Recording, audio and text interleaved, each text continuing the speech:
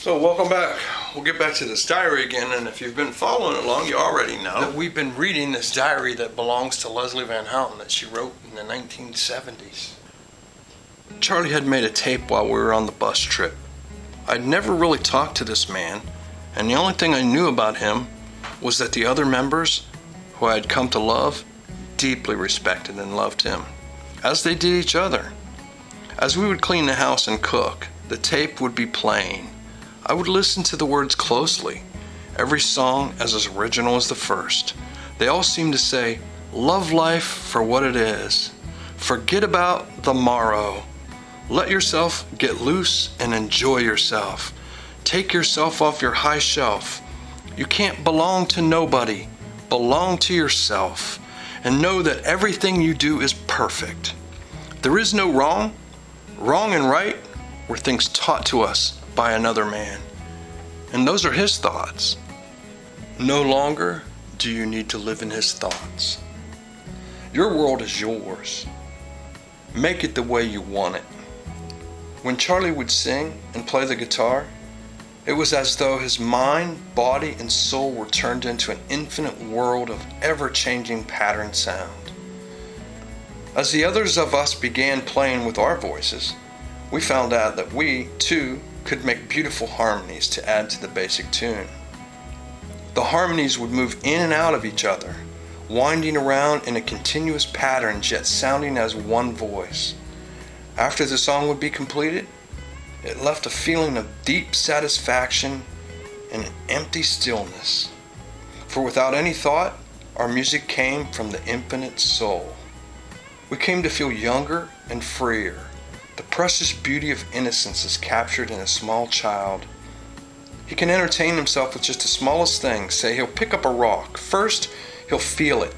Then he'll sample it for taste. Look at it, pick it up, put it down, and continue experimenting with it until he is completely satisfied that he experienced it as much as he can. His imagination is wide open to all. Fairies and elves are his best friends, and he knows where they live in his room. The child can sing to himself and jump for joy and giggle just 'cause it's fun. No other reason. Then it begins. Mommy and Daddy say, "Love Mommy and Daddy and sister and brother, but Jimmy's just a friend. You don't love. You don't like him." Until this point, the child has loved everyone as another living thing.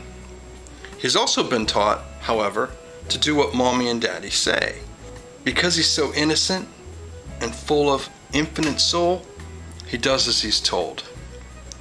Soon, he's told to go to his room when company comes, not to show off, to keep clean, and the ego is molding him into a stiff, planned child to fit and conform to the main machine called society. His young, peaceful existence of contentment becomes concealed as he begins to learn "I want," "I can't," "I wish," "if only," and all those other silly I's that don't mean anything. All this mental garbage is what the members of the family were each in their own way trying to erase, to once again become the young child, content just to be. This world is run by regulations, roles, conforming, and trying to be like the next guy. Everyone is living in the world their parents taught them to live in, and their parents taught them, and on, all the way to when man first thought he could make something more beautiful than a rose. The time has come for change. There's nowhere else to go. Just come and give up your small world of "I want" and become the ever-constant, ever-changing world of "I am." Learn from the child on how to live, rather than teach soul how ego lives.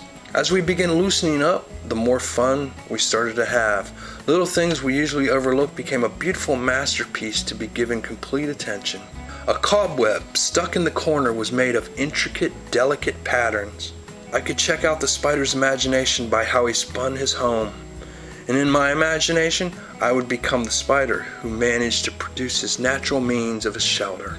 Each creature has been given a delicate world in which to live, with open eyes and open imagination.